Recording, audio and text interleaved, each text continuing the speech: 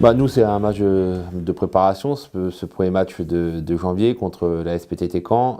Donc une équipe en face de nous qui est un peu plus en avance sur la prépa, puisqu'ils ont déjà démarré le championnat le week-end dernier. Donc nous, on est vraiment sur une phase de montante où les joueurs sont vraiment sur une fatigue constante et assez élevée. Donc en tout cas, les joueurs qui avaient fait toute la semaine de préparation.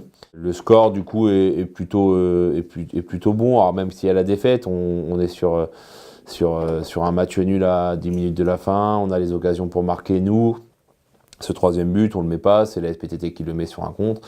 Voilà, donc par rapport à l'état athlétique où nous en sommes et la mise en place du nouveau système de jeu, c'est plutôt cohérent comme match au niveau de l'investissement en tout cas mis par les garçons et dans ce qu'on recherchait nous sur les objectifs de ce match-là, à savoir de continuer la préparation athlétique et du coup la mise en place du nouveau système de jeu.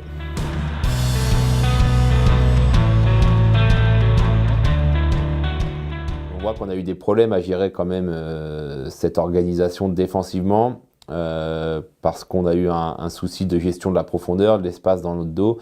Alors après, l'équipe des PTT est une équipe qui nous a quand même laissé le ballon globalement sur cette première partie et qui a déclenché des pressings sur nos trois centraux, à trois attaquants aussi. Et on avait des difficultés du coup dans la sortie de balle et ils arrivaient à récupérer le ballon assez haut et à lancer leurs joueurs en profondeur.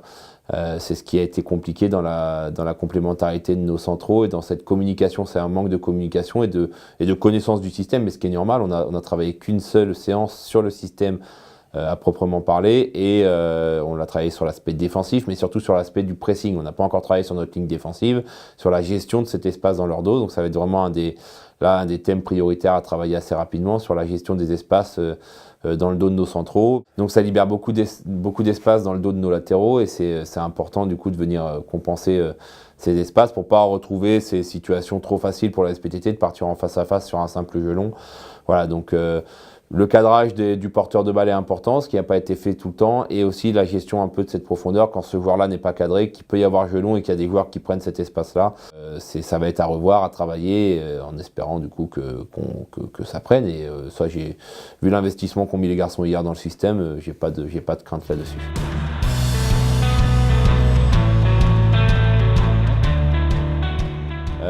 On avait d'abord une première attaque qui était composée de Victor Guerrier et Benjamin Morel, deux profils assez similaires quand même dans le jeu, qui aiment décrocher, qui aiment venir toucher les ballons. Et Benjamin, lui, qui aime vraiment venir dans le cœur du jeu, descendre un peu plus bas. Donc on se retrouvait assez rapidement avec une seule pointe pour gérer un petit peu la défense adverse et essayer de peser sur la défense adverse, ce qui a été un peu plus compliqué. Et des latéraux qui se projetaient sur les côtés mais qui étaient tellement concentrés sur l'aspect défensif qu'on n'avait pas de grosses situations offensives sur cette première demi-heure. On a eu après la rentrée du coup des nouveaux joueurs qui sont arrivés sur le terrain et l'entrée de Benjamin Renaud offensivement qui a apporté de la profondeur, un profil vraiment de joueur d'espace. Très complémentaire du coup de Victor Guerrier qui était lui sur une position d'appui, qui pouvait avoir ce rôle de point d'ancrage et de permettre à Benjamin Renaud de prendre ses espaces autour de lui et de faire reculer du coup la défense des PTT puisqu'elle avait un joueur qui partait en profondeur, qui mettait un petit peu de vitesse dans leur dos et c'est sa force à Benjamin Renaud de pouvoir faire jouer dans ces espaces libres. Ça a permis aussi à Benjamin Morel de retrouver un poste un peu plus de relayeur qu'il affectionne, où il a pu venir toucher les ballons en bas. Ça nous a aussi aidé à sortir le ballon aussi du coup, grâce à cette position un peu plus basse. Et les consignes aussi apportées à nos latéraux. On avait nos latéraux qui étaient très hauts aussitôt sur le terrain, qui n'étaient pas jouables en zone de possession du ballon, en zone de conservation en bas. Voilà, ces petites corrections. Et puis l'entrée aussi d'un profil un peu plus de vitesse, un peu plus de profondeur, plus de complémentarité devant, je pense, sur cette séquence-là. A permis de sortir le ballon et d'être un peu plus dangereux et de mettre en danger les PTT. Et du coup, un retour au score à 2-2 sur cette séquence de jeu.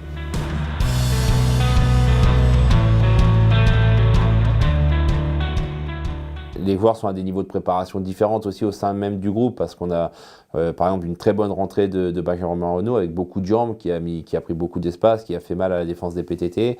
Mais Benjamin était, à cause d'une douleur à la hanche toute la semaine, a été mis au repos, donc forcément un peu plus de jambes que les joueurs qui ont fait la semaine complète et qui ont ce niveau de fatigue. Donc voilà, mais une bonne satisfaction sur sa rentrée en tout cas, sur le profil apporté en tout cas offensivement. Défensivement, on a un joueur aussi qu'on n'avait pas vu depuis longtemps, Abdelharir, qui a montré que dans un système à 3 défenseurs, En tout cas sur le rôle vraiment du défenseur axial, sa lecture de jeu, sa compréhension du jeu permet d'anticiper un petit peu et de régler quelques problèmes d'anticipation de profondeur. Donc plutôt satisfaisant aussi. Après, voilà, sur les joueurs qu'on a un petit peu moins vus depuis le début de saison, j'ai trouvé qu'Axel Buno avait fait aussi une rentrée intéressante côté gauche, en apportant cette qualité de percussion et de centre différente un petit peu de ce qu'on peut avoir habituellement. On a vu aussi Anthony Simon, qu'on n'avait pas vu depuis longtemps, sur le côté droit, qui a fait un match complet défensivement. Voilà, il a toujours cette hargne et cette rigueur défensive très importante qui permet d'être solide sur le côté. Il a été remplacé aussi par un joueur que vous connaissez un peu moins, qui était dans le groupe l'année dernière, Étienne Dauvillers, qui joue en équipe réserve cette saison. Un profil totalement différent, du coup beaucoup plus porté sur l'offensif et qui a permis d'avoir deux profils un petit peu différents, voire un peu les deux profils différents qu'on peut aligner sur ce poste, des joueurs un peu plus défensifs, des joueurs un peu plus offensifs. Donc voilà, c'était satisfaisant aussi de ce point de vue-là.